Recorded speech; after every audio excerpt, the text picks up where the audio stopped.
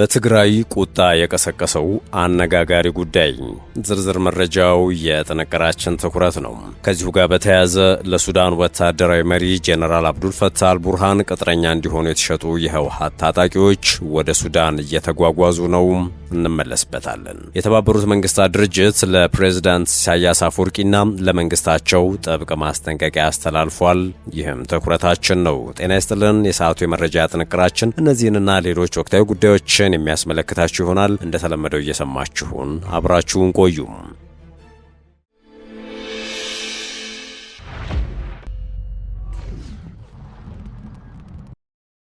ወደ ቀዳሚው ጉዳያችን አመራን።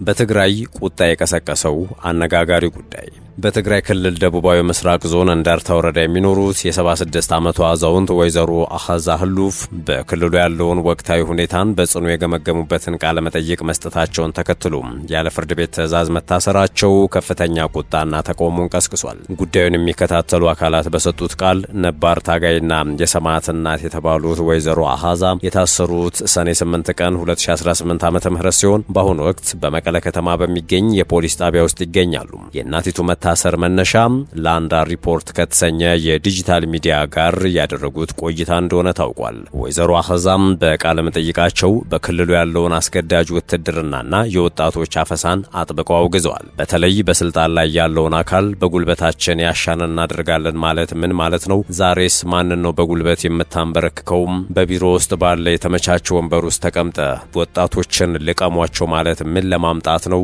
ለመሆኑ ይህንን ትዕዛዝ የሚያዘው ሰው ወልዶ ስሙ ያቀፈ ነው ወይ? በማለት የሰነዘሩት ትችትና ወቀሳ በማህበራዊ ትስስር ገጾች ላይ በሰፊው ተሰራጭቶ ነበረ። እንደ ምንጮች መረጃ አዛውንቷ እናት ከመኖሪያ መንደራቸው ፈለገ ገማያት ተወስደው ከታሰሩ በኋላ ቤተሰቦቻቸው እንዳይጠይቋቸውና ስንቅ እንዳያስገቡላቸው ተከልክለዋል። ይህም ድርጊት በእድሜያቸውና በጤና ሁኔታቸው ላይ ስጋትን ፈጥሯል። የእናትየው መታሰር ይፋ መሆኑን ተከትሎ ከወጣት እስከ አንጋፋ የፖለቲካ አመራሮች፣ የሰብአዊ መብት ተሟጋቾችና በርካታ የማህበራዊ ሚዲያ ተጠቃሚዎች ድርጊቱን በጽኑ እየኮነኑት ይገኛሉ። ተቃዋሚዎቹ ድርጊቱን በትግራይ ያለውን የፖለቲካ አፈና ለመሸፈንና የህዝብን ድምጽ ዝም ለማሰኘት ያለመ የጭካኔ ተግባር ሲሉ የገለጹ ሲሆን ለአገዛዙ ታማኝ የነበሩና ልጃቸውን በጦርነት ያጡ እናትን ማሰር የሞራል ዝቅጠት ነው ብለዋል። በአሁኑ ሰዓት በማህበራዊ ድረገጾች ላይ ፍትህ ለወይዘሮ አኸዛ በሚሉ መፈክሮች አስቸኳይ መፈታታቸውን የሚጠይቁ የተቃውሞ ድምጾች በስፋት እየተስተጋቡ ይገኛሉ።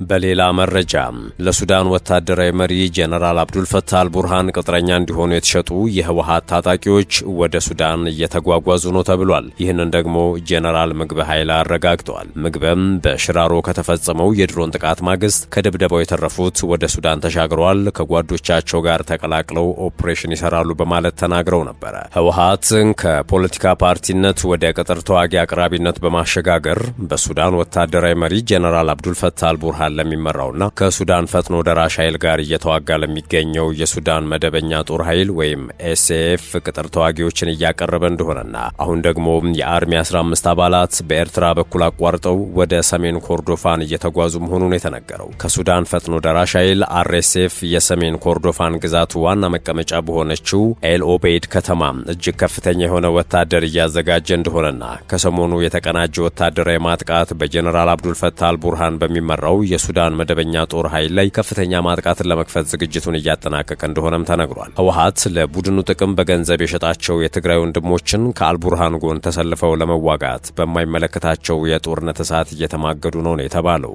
ወደ ጦር ግንባር እየተጓጓዙ ከሚገኙ የአርሚ 15 አባላት ባሻገር የአርሚ 35 አባላትን ከሰሞኑ ወደ ሱዳን ለማጓጓዝ ዝግጅቶች እየተጠናቀቁ መሆኑም ተነግሯል። የመላው ኢትዮጵያ ህዝብ በዋነኛነት የትግራይ ልሂቃን ይህንን ቡድን ከትግራይ ህዝብ ጫንቃ ለማስወገድ ትግል ማድረጊያ ጊዜ አሁን የሚሉ ድምጾችም እየተሰሙ ነው።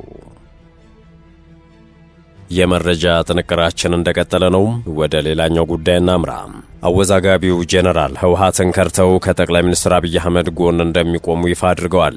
የኡጋንዳው መከላከያ ሰራዊት አዛዥ ጄኔራል ሙሁዚ ኬይኑሩጋባ በትግራይ ጦርነት ከተጀመረ ከወንድሜ አብይ አህመድ ጎን ነኝ፣ ጦርነት ሰልችቶናል ሲሉ ጽፈዋል። የፕሬዝዳንት ዩዌሪ ሙሴቬኒ ልጅና የዩጋንዳው ወታደራዊ አዛዥ ጄኔራል ሙሁዚ ኬይኑሩጋባ ከሰሞኑም በኤክስ ማህበራዊ ትስስር ገጻቸው ባስተላለፉት መልእክት በትግራይ የሚገኙ ኃይሎች ሌላ አዲስ ጦርነት እንዳይጀምሩ ሲሉ አሳስበዋል። ጄኔራል ሙሁዚ ኬይኑሩጋባ በትግራይ ያሉትን ወገኖች በጣም እንደሚወዷቸው ገልጸው ነገር ግን ጦርነት ሰልችቶናል ሲሉም ሌላ ግጭት እንዳይቀሰቀስ ያላቸውን ፍላጎት አሳውቀዋል። ድጋሚ በትግራይ ጦርነት ከተጀመረ ግን ከወንድሜ አብይ አህመድ ጎን ቆማለሁ ሲሉ ጽፈዋል። በሰሜኑ የመጀመሪያ ጦርነት ግን እኔ ውግንናዬ ለትግራይ ኃይሎች ነው ሲሉ መናገራቸው የሚዘነጋ አይደለም።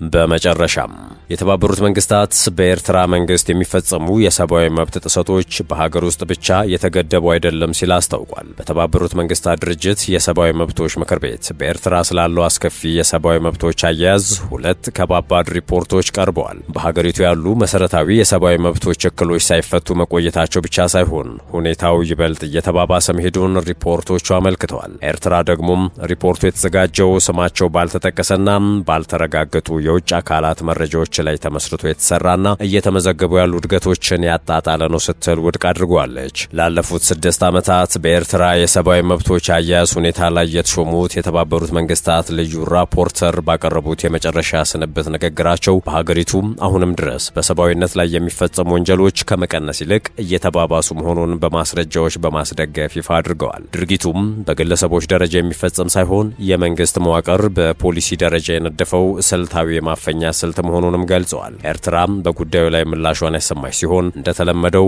ይህ ፈጽሞ ከእውነት የራቀና ሀገሪቱ አሁን ያለችበትን ሁኔታ ከግምት ውስጥ ያላስገባ እንዲሁም ወገንተኝነት ያለበት ነው በማለት አጣጥለዋለች። በኤርትራ የፖለቲካ ተቃዋሚዎች፣ ጋዜጠኞችና የሃይማኖት ማህበረሰብ አባላት ያለምንም ክስ በሚስጥር ማቆያ ቦታዎችና ከመሬት በታች ባሉ ኮንቴነሮች ውስጥ ለ10 ዓመታት ታስረው እንደሚገኙ ተመላክቷል። በተጨማሪም መንግስት እንደ አውሮፓውያን አቆጣጠር በታህሳስ ወር 2025 ላለፉት 18 ዓመታት የታሰሩ 13 ሰዎችን የለቀቀ ቢሆንም ጭቆናው ግን አሁንም የቀጠለ ነው ብለዋል ራፖርተሩም። ለዚህም እንደ ማረጋገጫ የቀረበው ራፖርተሩ በሐምሌ ወር 2025 ዓመተ ምህረት 2 ታዋቂ የሙስሊም መሪዎች በቁጥጥር ስር ውለው በግዳጅ መሰወራቸውን ነው። ድርጅቱ አክሎም የአስመራውን መንግስት ጭቆና በሀገር ውስጥ ብቻ ሳይወሰን በስደት የሚኖሩ ዜጎችን ለማስፈራራትና ድምጻቸውን ለማጥፋት ድንበር ተሻጋሪ የማፈኛ ስልቶችን በስፋት እየተጠቀመ ይገኛል ሲል ከሷል። በዚህም ምክንያት ስደተኞችን የሚቀበሉ ሀገራት ጥበቃቸውን እንዲያጠናክሩ ጥሪ ያቀረበ ሲሆን ከዚህ በተጨማሪም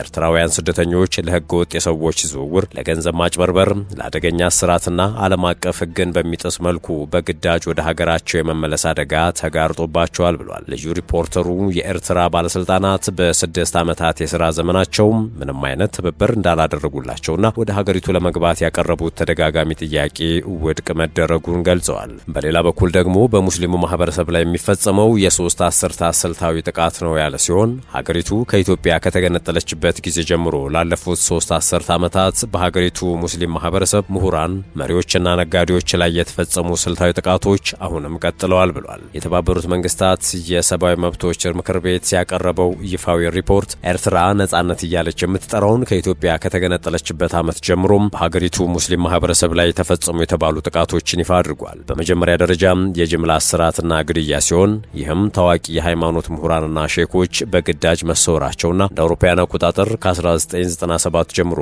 ከ150 በላይ የሃይማኖት መሪዎች ያለ ፍርድ በጅምላ መረሸናቸው ተመላክቷል። አክሎም የሃይማኖት ትምህርት ቤቶች መዘጋታቸውን በመግለጽ ታሪካዊ መስጊዶችና ንብረቶቻቸው እንደተወረሱና ጥገና ተከልክለው እንዲፈርሱ መደረጋቸውን ያነሳል። ድርጅቱ አክሎም በብሔራዊ ውትድርና ውስጥ ያሉ ዜጎች እንዳይሰግዱ፣ እንዳይጾሙና የሀጅ ጉዞ እንዳያደርጉ መከልከላቸውን ገልጿል። የሰብአዊ መብቶች ተቋሙ ሪፖርት ሲቀጥል ታዋቂ የባህል ሰዎች፣ የሚኒስትሮች መሰወር እንዲሁም እንደ አውሮፓውያን አቆጣጠር በ2018 የአልዲያ እስላማዊ ትምህርት ቤት መሪ የነበሩት ሀጅ ሙሳም በመንግስት ጣልቃ ገብነት ላይ ተቃውሞ በማሳየታቸው ታስረው በእስር ቤት ህይወታቸው አልፏል ሲል በሀገሪቱ ያለውን የሰብአዊ ሁኔታ የከፋ መሆኑን አንስቷል። በአሰብ አካባቢ የሚኖሩ የአፋር ሙስሊሞች መሬታቸው ተወርሶ በመፈናቀላቸው ለረጅም ዓመታት በጎረቤት ሀገራት ስደት እንዲዳረጉ መደረጉም ተጠቅሷል። ሪፖርቱ በኤርትራ የህግ የበላይነት የዳኝነትና የፍትህ ተቋማት ጨርሶ እንደሌሉ ያረጋገጠ ሲሆን ዓለም አቀፉ ማህበረሰብ አስቸኳይ እርምጃ እንዲወስድና ተጠያቂነት እንዲሰፍን አሳስቧል። ውድ የሸገር ታይምስ ቤተሰቦች የሰዓቱ የመረጃ ጥንቅራችን ይህን ይመስል ነበር።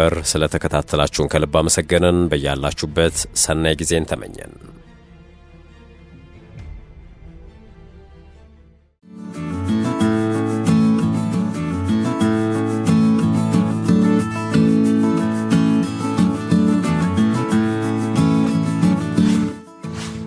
ሸገር ታይምስ ሚዲያን ሰብስክራይብ በማድረግና ደወሉን በመጫን ይከተሉን።